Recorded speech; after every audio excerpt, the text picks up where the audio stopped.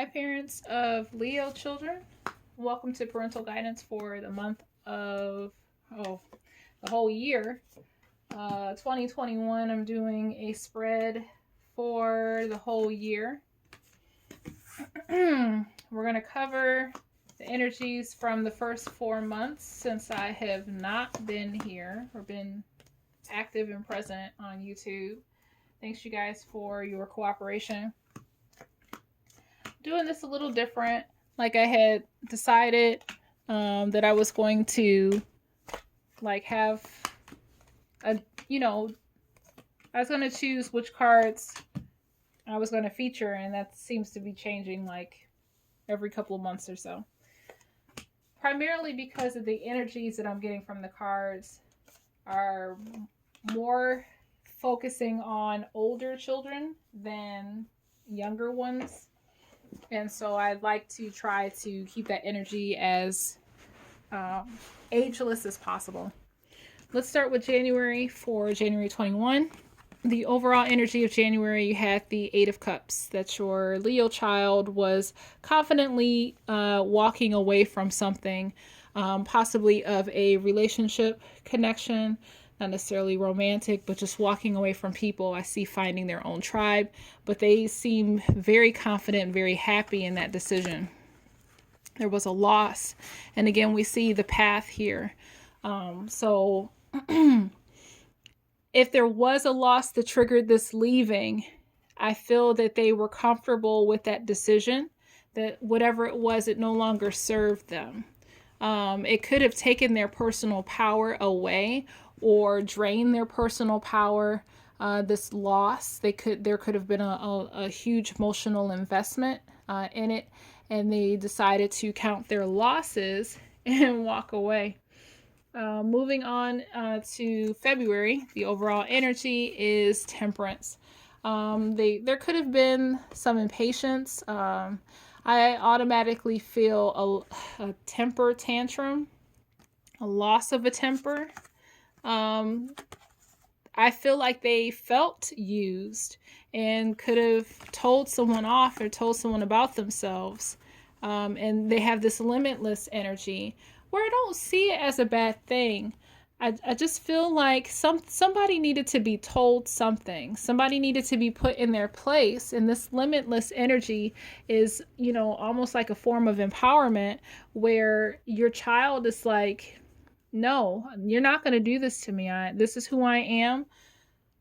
Excuse me. I know who I am. I'm not going to be used any longer.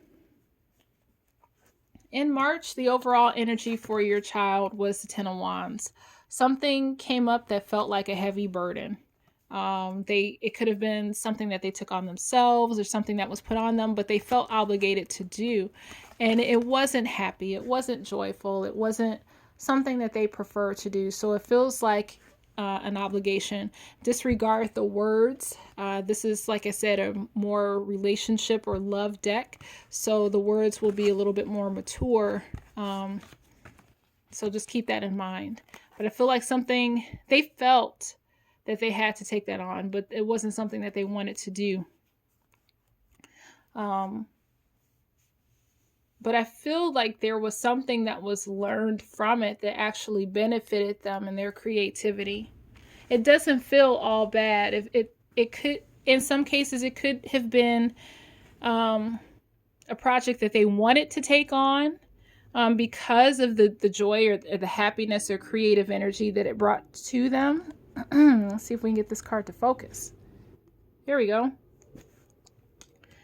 But it was a lot of grunt work involved with that. It brought them joy. It was purposeful, something that they wanted to do, but it just required so much work from them in March. Moving on to our current month of April, our overall energy is the Eight of Swords in reverse. So someone could be keeping quiet. There's no communication coming in. Someone is withholding information.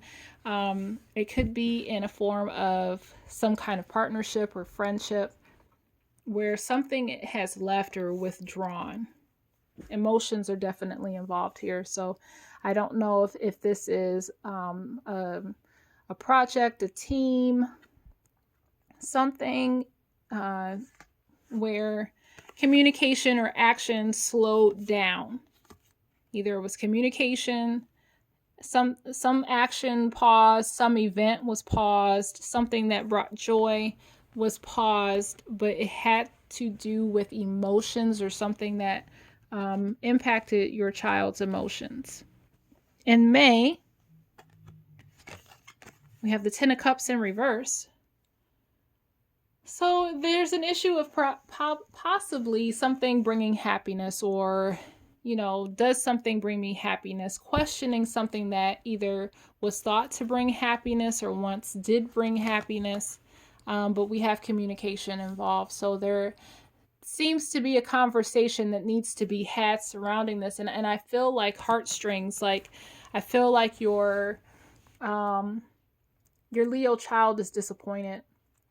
They really wanted something badly, a project or something that they were invested in. They wanted something to work out, and they're disappointed that they didn't get the notice or the recognition. If it was like for school or whatever, something didn't come through. And there's they feel the need to have a conversation with somebody at the school or someone who is like in a position of leadership over that decision. They just want to know why. And they feel that perhaps that decision was made unfairly, or that there needs to be, some kind of reconsideration on their behalf. In June, the focus is the Two of Swords. A decision has been made, thankfully, and it comes with compassion, matters of the heart, consideration for other people. And I think this comes from the maturity of your Leo child, that whatever decision has been made, other people have been considered. How it impacts other people, it's been involved in the making of that decision. In July, you have the Seven of Swords in reverse. Either some secrets are coming out, or something that was once taken is returned to your child. We have dreams. Perhaps there's no more dreams, but a reality. So something that they had hoped for comes back. I do not see deception. Like, this would tell me, that that there's more illusions involved, but I feel like something is more of a reality. So something that was once secretive, the truth is being revealed. There are no dreams. Something about the truth in July. So it could, I don't know what this pertains to. It could be something dating all the way back to May, about a decision and communication being needed, and then a decision being made over the summer in June. But finally, the truth comes out. It's no longer a dream. It's not an illusion. The truth is being shared. There are no more secrets. As we move into August, at the beginning of the school year, again, clarity of thought. There's no more confusion. There's an understanding of what needs to be done. There's no head in the clouds. And there's no love lost. There's no fantasy. Everything for the Leo is practical. It's down to earth. It's almost like they have a clear head and a clear sense. There's no more games, no more illusions. There's a focus about what it is that they want to accomplish moving forward. In September, we have the Emperor. We have connected. So it could be, in some cases, some kind of isolated energy. There could be that Leo thing that takes over, where there's some pride involved, and maybe a little bit of a more fiery, headstrong nature. But something causes for a level of disconnection where it's like, hey, I got to take care of me. I got to focus on this. I don't have time to engage with other people. I don't have the energy to expend being jovial or anything like that. It's a focus involved with whatever they want to get done. I see like a very straight lined focus in the month of September. When we move into October, we see again the Nine of Pentacles. I think maybe the sign before it either could have had this sign or this card, or it could have been, but somewhere in the fall, things are coming into place. Things are working out for the Leo child, the fruits of their labor. So something that they have struggled with, they've worked hard for. Things are coming. Things are being grounded. Tangible things. Things are just being brought down to earth and are more tangible, are more attainable for them. So I get projects, attainability, practicality, groundedness. Things are working out for them very well, the fruits of their labor in October. Stuff that they have focused, they set themselves aside to accomplish, it's starting to manifest in the fall, in October. In November, we have the Queen of Swords. Someone that's straightforward, that they are, confident, they're speaking their words, they don't care where they hit. Forgiveness may not be available to someone. I see someone that could have turned their back on them, not granted an opportunity. Your child is like, all right, you know what, that's fine. I'm going to do my own thing. I'm going to do it my way and I'm going to succeed. And then from that point, when the opportunity comes back around, that opportunity is not going to be extended to those who denied that opportunity to your child. In December, closing out 2021, there could be some stagnation involved, something waiting. Yes. So there's something that's just pausing.